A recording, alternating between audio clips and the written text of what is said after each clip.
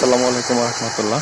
আজকে পাঙ্গাস মাছ বিষয়ে কিছু আলোচনা করব। পাঙ্গাসের যাবতীয় কিছু গুরুত্বপূর্ণ আলোচনা। প্রথমত আমার কিছু পাঙ্গাস মাছ নিয়ে আলোচনা করি। তাহলে আমি মূলত 6,000 বা 6,500 পিস পাঙ্গাস মাছ পুকুরে চাষ করছি।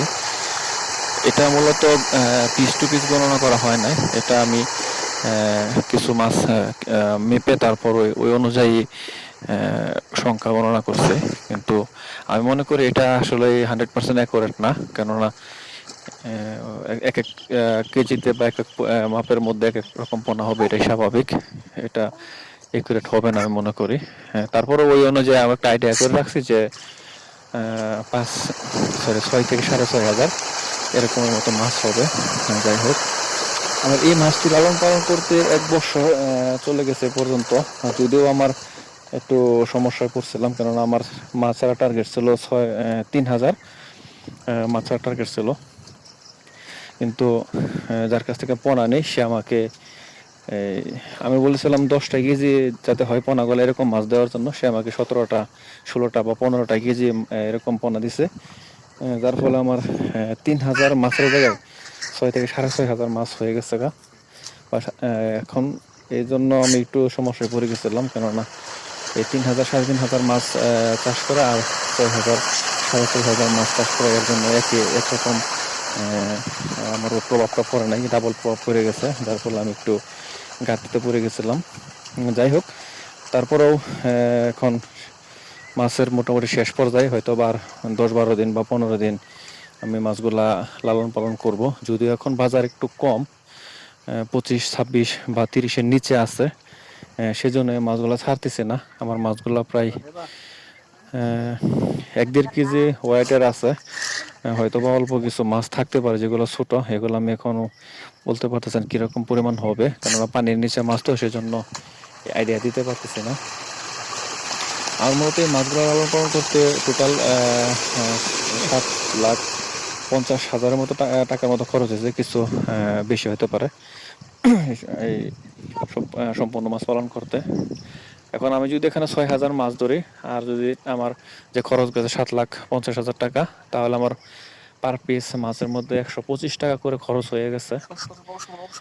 এখন দেখা যায় বিক্রি আমি কিরকম করতে পারি, আর মানুষ মূলত মাছের যে ওয়েটটা কিরকম আসে, আমার যে খরচ হয়েছে সেই অনুযায়ী আমার পার পিস মাছ এভারেজ যদি 1 কেজি মাছ হয়, 1 কেজি মাছ হয়, তাহলে আমার মোটামুটি সমানে সমান থাকে। কারণ 1 কেজি মাছের দাম 25, 26 বা 30 টাকা, তাহলে আমার মোটামুটি সমানে সমানে থাকে।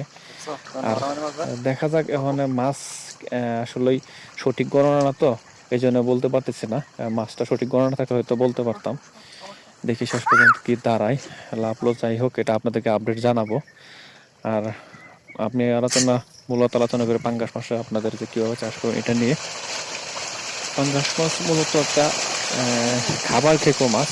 এটা অন্যান্য যে আমরা বাংলা মাছ বলি, যেমন সরপুঁটি, তেলাপিয়া বা রুই কাতল, যেগুলো পালন করলে মূলত প্রাকৃতিক যে খাবার আছে এগুলা থেকে ওরা খেয়ে মোটামুটি বড় হয়। তেমন খাবার না দিলেও কিছুটা হলেও বড় হয়।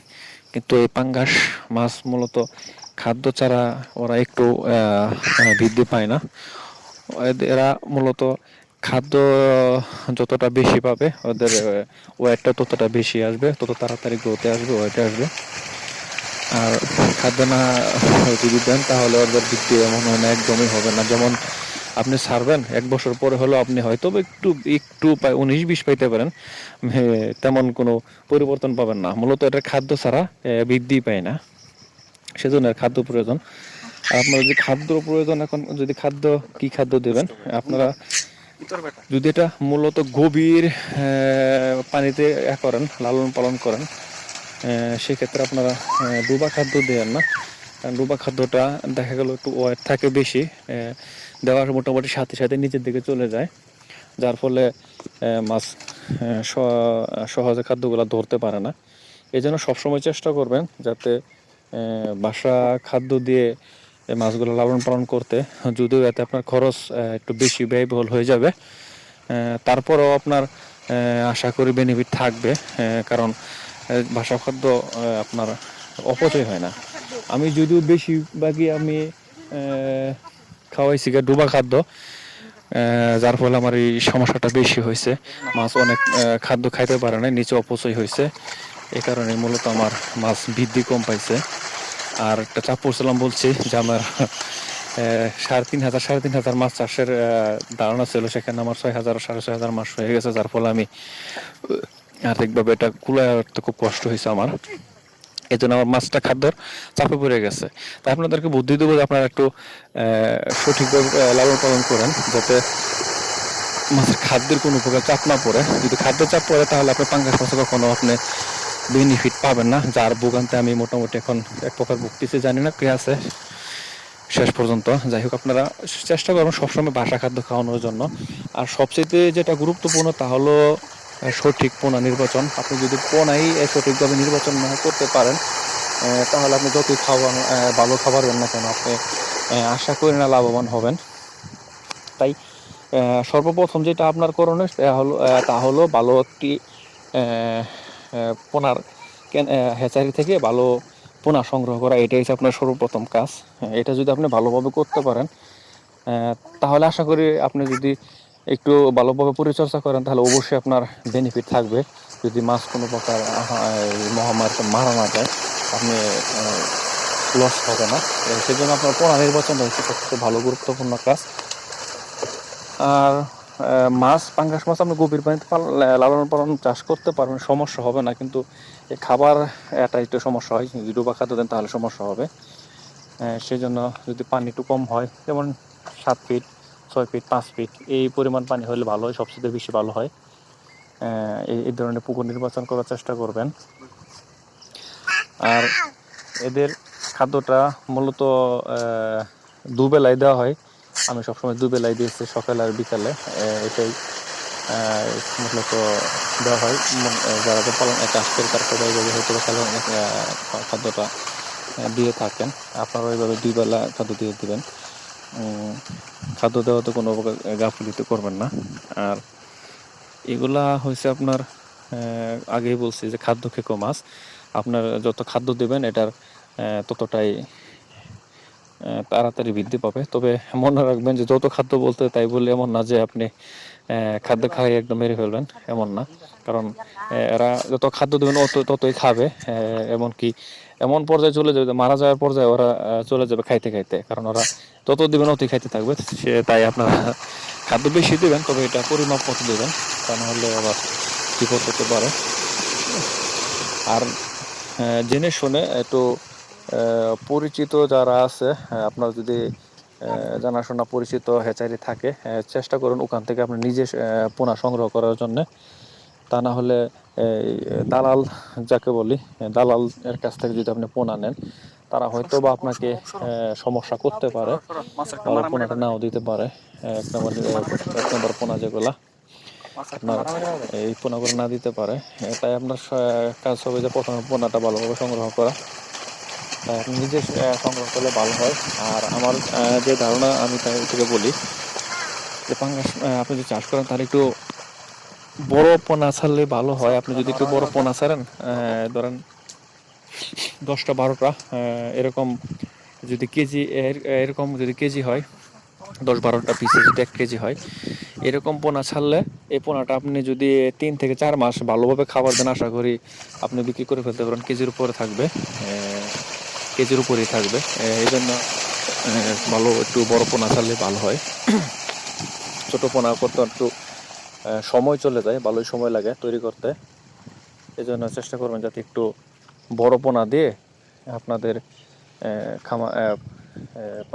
মাছ চাষের কাটা করার জন্য।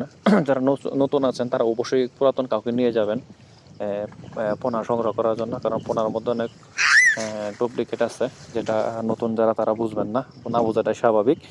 সেই জন্য যারা চাষ করে তাদেরকে নিয়ে যাওয়ার চেষ্টা করবেন, তাদের কাছে হেল্প নেওয়ার চেষ্টা করবেন। আর ভিডিওটা সব কিছু তো বলা যায় না, এত তো সময় নাই, সব বলা যায় না। তাহলে আপনার ওই যারা চাষ করে তাদের কাছ থেকে ভালো করে জেনে শুনে তারপরে আপনারা পোনাটা সংগ্রহ তারপর পোনাটা সংগ্রহ করবেন। আমি আগেও বলেছি যে পোনা সংগ্রহ হচ্ছে মাছ চাষের সবচেয়ে গুরুত্বপূর্ণ কাজ। শুধু মাছ চাষ না, অন্য ক্ষেত্রেও একই অবস্থা। আপনাকে ভালো পোনাটা বা ভালো জাতের কোয়ালিটির পোনাটা সংগ্রহ করতে না পারলে আপনি লাভবান না হওয়াটাই স্বাভাবিক। এই জন্য বলছি যে আপনি সর্বপ্রথম ভালো মানের পোনা সংগ্রহ করেন, তাহলে আশা করি লাভবান হবেন। যেহেতু এখন মাছের দাম মোটামুটি খারাপ না। খুচরা বাজারে অনেকটা বেশি থাকলেও, খুচরা বাজারে 170-80 টাকা করে থাকলেও পাইকারিতে দেখা যায় যে 25, 30, 35, 40-এও উঠে, 50 ওঠে নাই, 40-45 মতো উঠে মাঝে মধ্যে এই সময় বুঝে। তাই আপনারা আশা করি ভালোভাবে লালন পালন করলে, ভালোভাবে চাষ করলে লসবান হবেন না, যদি পোনাটা ভালোভাবে সংগ্রহ করতে পারেন। আর এগুলো জিনিস নিয়ে মাঝে মধ্যে কিছু ভিটামিন আছে, এগুলো নিয়ে আজকে আলোচনা করলাম না। এই ভিটামিনগুলো খাওয়াতে চেষ্টা করবেন। আর কোনো প্রকার যাতে পোকামাকড় এগুলো তৈরি না হয়, ওইগুলো মাথায় রাখবেন। আর আমার যে মাছের চাষটা করছি, এটা বিক্রি করলে এর আপডেটটা আপনাদেরকে অবশ্যই জানাবো। লাভ লস সব নিয়ে। ভালো থাকবেন। আসসালামু আলাইকুম ওয়া রাহমাতুল্লাহ।